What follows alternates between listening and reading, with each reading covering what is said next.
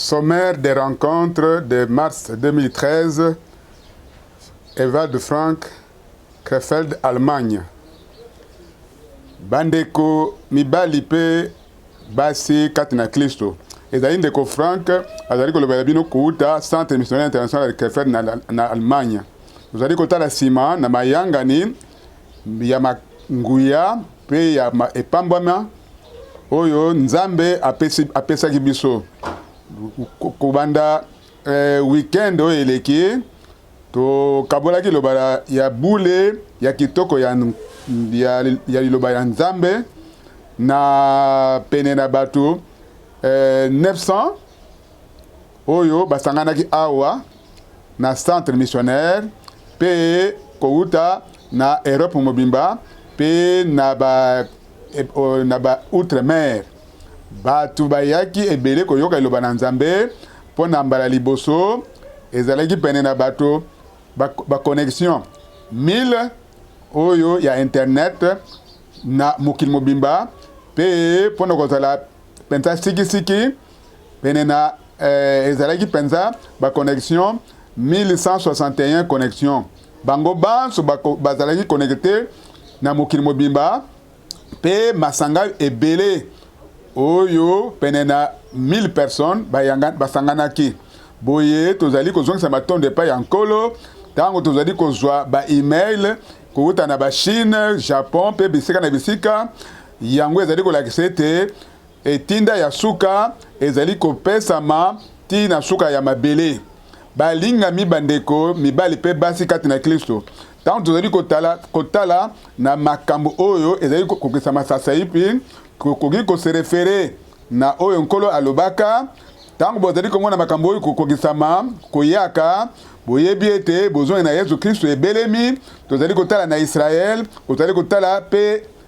tango oyo na Vatican tozali koyoka ba nouvelle na ntina ya négociation na mokili ya barabe pe pona bayuda pe suka alliance ekosalema tokoki koloba ete tokoki kokende kati na sike na makambo oyo nyonso te mpona lelo kasi tokokoma na ntina ya mokonza na mokonza ya makambo oyo nyonso mpona kolakisa ete tozali penza pene na bozongi ya nkolo na biso pe mobikisa na biso Yesu Kristo ndenge alakaki yango alobaki yango epa ndeko Branham eleki mibu 80 ans banda 1933 ete etinda oyo epesamaki ye lokola moyangeli ya bozongi ya mibale ya nkolo Yesu Kristo boyebi bino moko oyo esalamaki na 1963 yango eleki mibu 50 ans ezalaki na bufungwami ya ba setso pe na ngolo na Nzambe ngai ndeko Frank koutaka koumelaka na kati na Allemagne na yebaki ndeko Branham pene na mibu zomi na zwaki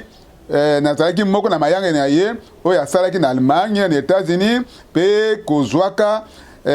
par na kati na makambo wana nyonso pe tango azalaki na bomoi pe kati na ntomo na mosali na ye ezalaki penza likambo ete makambo nyonso oyo Nzambe asali na ntango na biso esalema yango wana nsima na ye mosali na ye pe mosakoli azwi ye kati na nkembo nazwaki manda kouta na epai ya Nzambe oyo ya bokati bonso mpona komema etinda oyo liloba na Nzambe ya solo oyo ya restauration oyo kezali comprendre tozali comprendre ezali likambo ya restauration ya oyo Nzambe asali kati na ntombo na mosala ya ndeko Branham ete amema pe akabola yango tina suka ya mabele ndenge tozali kososola yango nazali awa kokritike te kasi nazali koloba oyo na motema na ngai etutisami yambo esengali ete liloba ya solo ya Nzambe ete yama ezala seme pe nsima nango moyini akoya kotia interprétation na ye kasi tozali kososola ete oyo esalemaka ntango nyonso yango nde ezali kosalema na ntango oyo yango wana tosengeli kozala tosukisama ete oyo tozali koteya oyo tozali kolakisa ezali nde liloba na Nzambe na kopesa bino ndakisa moko to mibale po ete bososola ete oyo nazali koloba soki Bible alobi na bomoko na likambo ya mokonza ya mystère to libombani yango nde esengeli kolobama na kati na bomoko to singulier ndakisa ndeko Branham azali kozwa Apocalypse chapitre 10 pe azali kozwa na rapport wana mbala tuku sambo tuku motoba na libwa pe azali kotailaka mbala tuku motoba na libwa pe kotailaka ntombo na mosala na ye kasi yango mbala na mbala azali koloba na ntina ya mabombani na boyike parce que pamba te ye azalaki mo anzelo ya suka oyo ya ecclesia pe kati na ntombo na mosala na ye bamisere nyonso kouta na Genèse na oyo nyonso esalamaki na elanga na Edena bamistere wana nyonso mabombano wana nyonso elakisamaki epai na ye pe ezalaki revele epai na ye pe alobelaki yango boye alobaki na ntina ya bamistere kasi soki botangi na mukanda baroma na mukapo ya suka ya baroma na mulongo ya tuku mibali na libwa ti na tuku mibali na motoba ntoma Paul azali koloba na ntina ya libombani na bomoko oyo ezali kolakisama to ezali kozala kofungama lelo mpona koloba na ntina ya mokonza ya libombani moko oyo ezalaki ebombana banda kala basiekle oyo eleki kasi sasa ipi libombani wana ezali revele mutu na Nzambe oyo yango nde esalami ndenge moko ndenge tozali kotanga na Ephésiens chapitre ya liboso mulongo ya libwa alakisi biso libombani ya volonté na ye bokomona lisusu na kati na révélation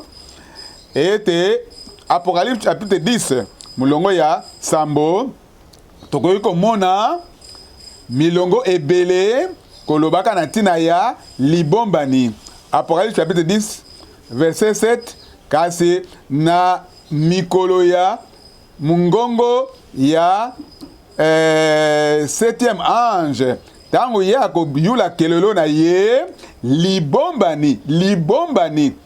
ezali mabombani te kasi libombani na Nzambe ekokokisama ndenge asangelaki yango na basali na ye basakoli. Balingami bandeko mibali mingi baoyo bateyaka to bato bazali kati na ministère soki Nzambe apesi biso ngolu ya esengeli ete totosa to respecte liloba na ye pe to reconnaître pe tosenga ye apesa biso révélation to respecte tango azali koloba mabombani na boyike pe lokola nkolo alobi na bino epesami nzela ete bososola mabombani ya royaume de Dieu ezali pene na baparabole to bandakisa tuku minei mingi na mokonza oyo ya bokonzi ya Nzambe pe tango nyonso azali koloba na ntina ya libombani oyo ebombana kasi na oyo etali Apocalypse 17 yango ezali na bomoko ezali koloba na ntina ya libombani na Nzambe oyo libombani na nzambe ezali nini? Ezali Yesu Kristo nkolo na biso pe mobikisi na biso, yende libombani na nzambe oyo esengeli ezala révélé. Alléluia. Nkembo ezonga epai na nzambe oyo ya bokasi bonso. Boye ndeko Branham azalaki na ministère oyo ezalaki na lolenge mibale. Ya liboso esengelaki a révélé mabombani nyonso kobanda na Genèse ti na Apocalypse chapitre 22 pe lisusu a révélé libombani ya nzambe kati na Kristo. Pona tosengeli kolakisa ete ya solo nkolo nzambe ndenge amitalisaki yemei kati na nsuni Emmanuel nzambe elongo na biso. Balingami nazali na reconnaissance liboso na nkolo pona privilège oyo apesi biso toyeba nkolo na biso na sikisiki pe tozala na bososoli ya kotika mabombani na boyike pe libombani na boyike pe libombani na bomoko esika yango esengeli ekokisama pe totia yango totia ntomo na mosala ya ndeko Branham kati na liloba na nzambe lokola mosakoli oyo atindami na ntango na biso pe kotia kati na relation oyo esengeli engebene na kondima ya kala pe kondima ya sika to ancien pe Nouveau Testament. Balingami bandeko mibali pe basi, bozongi ya nkolo Yesu Kristo ezali pene. Talani mobali na libala azali koya, bobima bokende na bokutani na ye sasaipi pe oyo ekozala mbula oyo mutu moko te oyo ayebi mukoloto ngonga te, kasi bopesa nga nzela na yebisa bino ete nkolo yemei asali déclaration mbala misato alobi tango bokomona makambo oyo nyonso kokokisama pe ezali koya boyebi ete ngonga ebelemi pe se redresse botelemisa mitu na bino tango po rédemption to lisiko na biso ekomi pene. Tika ete mapamboli ya nzambe ya bokasi nyonso, révélation ya solo ya nzambe ezala likolo na bino epesemela bino na nkombo kitoko ya nkolo Yesu Kristo nkolo na biso